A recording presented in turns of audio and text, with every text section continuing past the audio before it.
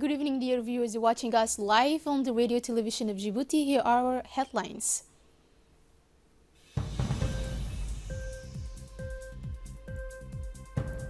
The head of state presided over this morning proceedings of the 15th session of the Council of Ministers. Now on Leisure News, presidential election in Tunisia pending the final results of the presidential election. Thank you for joining us in our newsroom. Under the presidency of His Excellency Mr. Ismail Omar Guelleh, President of the Republic, Head of Government, the 15th session of the Council of Ministers took place this morning, Tuesday, September 17th. Reported by the government spokesman Mohamed Ali Yusuf, the following tasks were reviewed and approved. For the Ministry of Budget, first question, draft finance law on the final rules of the procedure for the state budget for the 2018 financial year. The final accounts of the state for the 2018 financial year are closed as general expenses at more than 142 billion Djibouti francs. The implementation of the 2018 budget took place in a favorable economic context with a growth rate of 6.5% compared to 5.1% in 2017 due to the increase in activities in the transport sector. This performance is mainly due to better collection of tax revenues and donations, which have increased significantly. The state's general expenditure achievements are also up compared to those of the previous financial year. Capital expenditure is increasing and reflects the government's desire to focus capital expenditure, particularly in the social sectors, to meet the educational and health needs of the population and to support the vulnerable population. During this fiscal year, important and developing sectors are being carried out by the government, namely geothermal drilling, construction, road and infrastructure construction, construction and rehabilitation of primary and secondary schools, as well as agriculture drilling in the agricultural sector.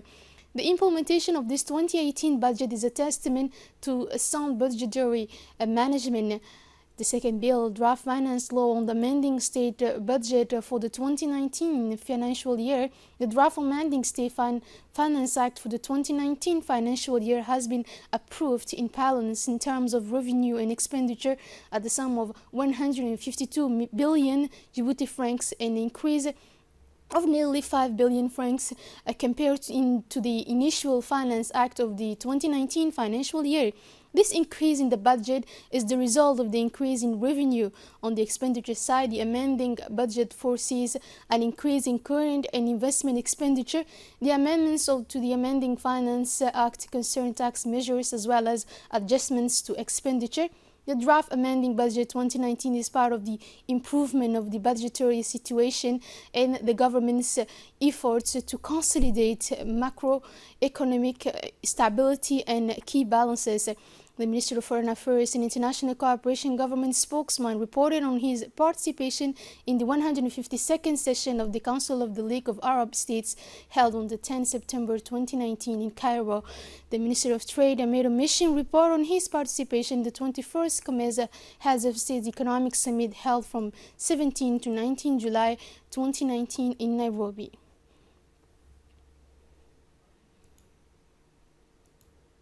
A consultation workshop on the follow-up and evaluation of the government's activities in the field of tourism was concluded this morning at the People's Palace.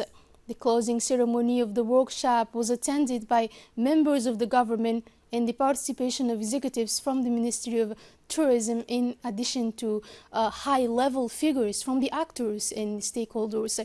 The aim of this workshop was to evaluate government activities in the tourism sector and study ways and means of developing this field. The workshop was devoted to evaluating and monitoring the government's performance on tourism and enhancing the effectiveness of the various public institutions involved in this sector. Performance measures will also enhance the effectiveness of the public institutions with the participation of the evaluation unit, which will work in coordination with the presidency of the ministry.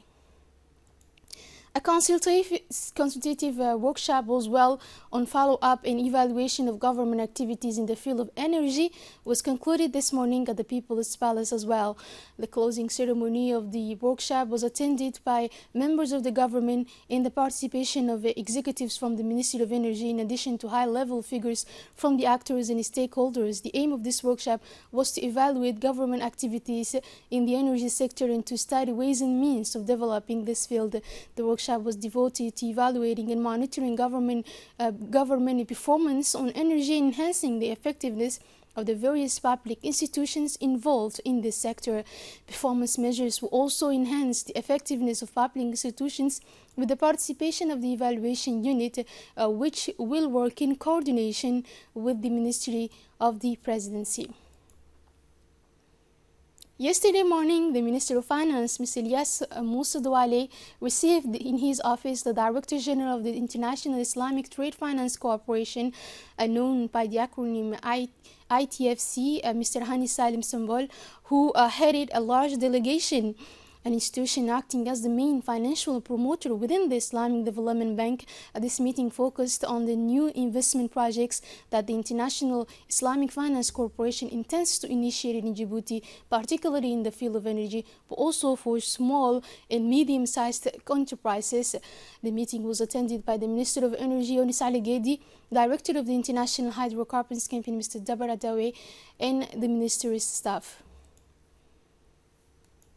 After the meetings, the Minister of Finance and the Director of the IFTC, Mr. Hani Salem, met with a bank representative in the Minister's office. This meeting provided an opportunity to discuss these issues related to exploration of investment opportunities in the energy sector and in particular the opening of credit lines. The discussions also included a new program for small and medium-sized enterprises to improve access to trade finance. The idea is to use Islamic financial products that comply with Sharia law to help close the substantial trade finance gap for small and medium-sized enterprises. It should be recalled that these discussions are part of the Africa-Arabia Trade Bridge initiative, which aims to unlock the potential for sustainable economic growth through enhanced regional economic cooperation. And during this meeting, a series of questions and answers between the banking representative were held with the objective of learning more about these financial products, ensure a relevant interaction for discussion that bore these fruits. And at the end, a framework agreement was signed that will mobilize financial resources for $600 million over 3 years to finance sectors that are strategic for the government, including the oil sector and private sector development through strategic partnerships with local financial institutions to support small and medium-sized enterprises. At a press conference, IFTC Director General Mr. Hani Salem briefed us on the Africa-Arabia Trade Bridge initiative, and let us hear from him for more details. Referring to a very important initiative which was launched in 2017 under the patronage of King Mohammed Sadis in Morocco. And we launched what is called the Arab-Africa Trade Bridge initiative. And now it's called Arab-Africa Trade Bridge Program. This program is really aiming at really strengthening the relationship between the Arab and the African countries, and also to bring back the historic relations to where it used to be, especially in terms of commercial and investment relationship. As you know, this has been really historically many routes for trade and investment in Africa coming from the east, from the Arab countries, and we feel that also in addition to this, African countries and Arab countries, they have many potentials so that they can benefit from each other. The percentage of intra-trade now is very low, and we think that with these great potentials, we can improve through this Arab-Africa Trade Program the percentage. And I think what we have seen in the last 2 years since the launching of this is really we have a number of important activities, and we have seen now much better relationship in between bilateral countries, between now Egypt and of course countries in Africa and also between. So we want actually to see that also Djibouti benefit from this important program. This program has many pillars that is focusing on trade, finance, trade promotion, trade facilitation. Also is dealing with all aspects related to trade. I'm referring here to the transportations as being that can really be also handled by our partners like IDB, investment opportunities, equity, insurance policies that can be extended to transactions between Arab and Africa. So this actually program also involves many partners with us. Already we have commitments from the Badia program in Khartoum. We have also the Saudi Fund for Development. We have OFID in Vienna, IDB from ISEC, and many other, of course. One of the major partners is actually the Africa Exim Bank. We have signed recently 500 million under this program to facilitate trade and investment. And also in a press conference, the Minister of Finance, Mr. Yas Moussa Dwale, qualified the role that Djibouti can play in this Arab-Africa initiative as a multi-modal logistics platform and getaway for this part of the continent. Further, he stressed that the development of the private sector through strategic partnerships will play in making this sector a growth driver for the country. Other news of this edition, the Minister of National Education and Vocational Training, Mr. Mustafa Mohammed Mahmoud, the head of a large delegation from his ministry, including school heads, went to Muscat on September 14 to participate in the MENA Innovation Forum. This event, which brings together each year the countries of the Middle East and North Africa, is dedicated to technological issues and innovation in the field of education, vocational training, higher education, and scientific research. The strong presence of the members of the Omani government and senior officials was a strong message about the country's full commitment to ICT. Current topics such as technologies in teaching and learning, artificial intelligence, entrepreneurship, financial sustainability of digital projects, employability, and soft skill were addressed. The Minister of National Education and Vocational Training participated in a roundtable that analyzed the challenges facing the MENA region in terms of vocational training, employability, digital skills, and regional entrepreneurship to be promoted. He was thus able to share the Djiboutian experience and political will of the President of the Republic to boost this strategic and promising sector. The afternoons were dedicated dozens of meetings held by each delegation with experts and companies specializing in new technologies. The aim is to establish collaboration and support educational policies in ICT projects. The People's Palace hosted yesterday morning an official launch ceremony for the intra-housing spray campaign as part of the fight against malaria.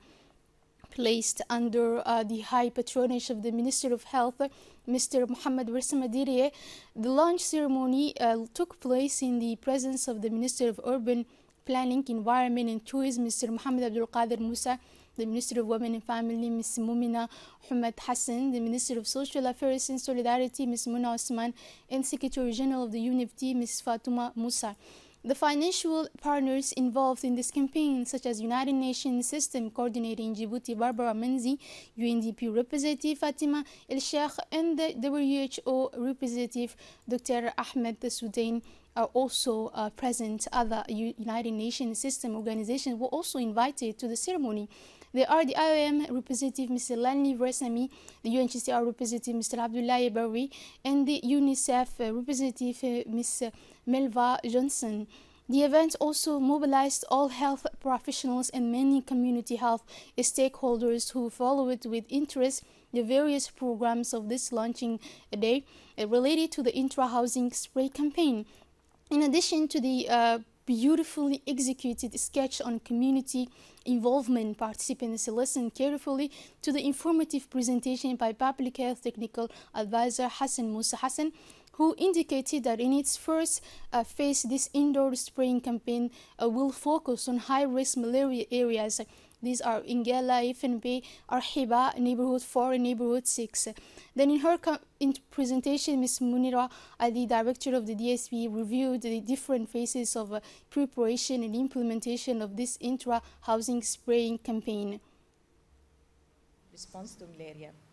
It is among the most effective interventions that are recognized globally by the WHO and the partners to the rollback malaria to reduce malaria transmission. I would like to take this opportunity to acknowledge the noticeable efforts undertaken by the government of Djibouti to revert the trend of the malaria upsurge registered since the first part of this year, in 2019. I think this comes in following a directive from His Excellency, the President of the Republic, Mr. Ismail Omar Guelleh. In an intervention, the coordinator of the United Nations system, the WHO representative and the UNDP representative, the concurring voices of the speakers agreed on the full and complete involvement of the respective organizations to support government efforts in the multifaceted fight against malaria in Djibouti.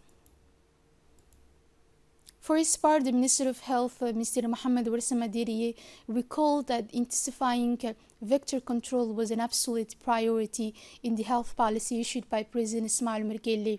The minister also called for the involvement of all stakeholders concerned in order to effectively contribute to this new virtuous and dynamic aimed at curbing the spread of malaria in order to quickly achieve the zero malaria objective in Djibouti.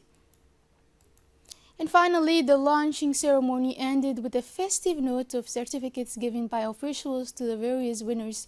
The WHO participated in the training of trainers in indoor spraying techniques. In total, the training involved about 50 health and hygiene workers who successively completed the various modules on the implementation of indoor residual spraying in Djibouti.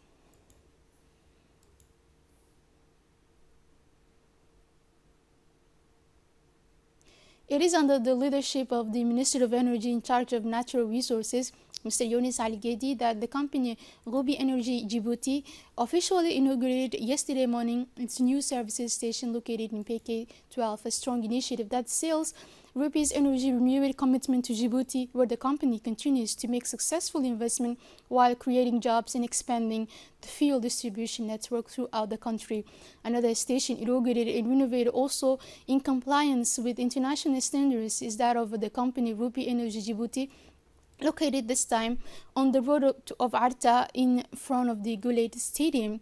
This is the purpose of the inauguration, which follows two new stations recently inaugurated in the interior regions in Tajora and Obog. In this case, this new station will also create jobs. The inauguration was attended by the company's Chief Executive Officer, Mr. Christian Cochet, and Philippe Nicolette, John Christian Bergeron, area manager who made the trip to Djibouti. The Managing Director of Ruby Energy Djibouti, Mr. Oliver Gasparian, highlighted that at Ruby, we put the customers at the heart of our concerns, and this station perfectly summarized Ruby's positioning. He said, "It is spacious, welcoming, and above all, it offers all the services that our customers expect when they come to Ruby." He said, "The fuel, of course, but also the lubricants, the washing, and the maintenance to shop with our partner Broxy, and finally the cafeteria," he underlined at the end of his speech. The Minister of Energy, Mr. Younis Ali Gedi, also recalled the importance of the inauguration of this station for people who live in this vicinity. Cars are on the road, and most importantly, when each station creates, there are offers that accompany it, he said. The Secretary General of the Ministry of the Interior, Mr. Suraj Omar Abdul Qadir, visited the town of Obok, the capital of the Obok region, yesterday. After a warm welcome from the population of the region, he then proceeded to the handover ceremony between the outgoing prefect, Mr. Hassan Dabele, and the new prefect, Mr. Abdul Malik Mohammed Bonoita. The ceremony took place in a friendly and festive atmosphere. The population of Obok region mobilized as a woman in front of the prefecture to welcome the new prefect of the region, Mr. Abdul Malik Bonoita, while wishing Mr. Hassan Dabele, who succeeds Abdul Malik in the White Cities, a good start. The event was attended by elements of the Ministry of Interior, the competent authorities of the region, namely the Honorable Member of Parliament Kamil Mohammed Ahmed, President of the Regional Council Muhammad Ismail, and local elected officials as well as civil society actors. The joy was at its height. The Obok inhabitants warmly welcomed the new prefect and the delegation of the ministry. After the traditional welcoming ceremony, the two prefects signed the documents for the handover of the service. Similar activities also this time at the prefecture of the Tadjoura region, where they conducted the handover ceremony between the outgoing prefect Abdul Malik Mohammed Bonita and the new prefect Hassan Dabeli Ahmed. All the operations constituting the award were carried out under the best conditions. The ceremonies took place in the presence of the Secretary General of the Ministry of the Interior, Mr. Siraj Omar Abdul Qadir, and his collaborators. Under the aegis of the Secretary of State for Youth and Sports, the Djibouti Football Federation held a gala dinner last night at the Sheraton Hotel in honor of Djibouti's national team. This dinner was attended by the President of the Djibouti Olympic Committee, Ms. Aisha Ali Garad, the Commissioner of the Plans, Ali Said, Sports Director, Abshir Ali, and Vice President of the Djibouti Football Federation, Mr. Rufa, anchored the officials of the Federation. The purpose of the dinner was to encourage the national team once again after they had been crowned in the first round of the 2022 World Cup qualifying round. At the ceremony, the Football Federation and the Secretariat promised youth spur another time to the Blue Shark players to be at their side to continue writing the history of the national football. And let's recall that our team qualified in the second round of the 2022 World Cup qualifying round. Moving on to the international news, Tunisia awaiting final results. The counting operations continue after the first round of the presidential elections on Sunday, a vote with still undecided results. Two candidates considered an anti-system candidates have, as of this Sunday evening, claimed their qualification for the second round. First, there is a K-State university professor, an independent candidate. If the first projections are confirmed, he will have obtained nearly 20% of the votes. For the second place is a little more complicated. It is the businessman Nabil Karoui who will be second with nearly 14% of the votes. This candidate is currently under lock and key. He's being prosecuted for money laundering and tax fraud. And if he did qualify for the second round, it will create several legal problems. His lawyers announced that they had filed a new application for release. And the candidate who came in third is ambushed. This is Abdel Fattah Mouro, who defends the colors of the Islamist-inspired. His electoral fate defense on the judicial fate of his rival Nabil Karoui. The participation rate will reach 45%. This is significantly less than during the last presidential election in 2014. For observers, this is a sign of a certain dissatisfaction of public opinion to the political class. A new meeting and a Brexit still in a dead end. Following his meeting in Luxembourg with the President of the European Commission and the Prime Minister of the Luxembourg, British Prime Minister Boris Johnson announced in a press release an intensification of discussions. The meetings will become daily, the statement said. It must be said that 6 weeks before the official divorce date, time is running out. For the British Prime Minister, however, there is no question of considering postponing Brexit. He again hammered that it will take place on 31st October with or without agreement.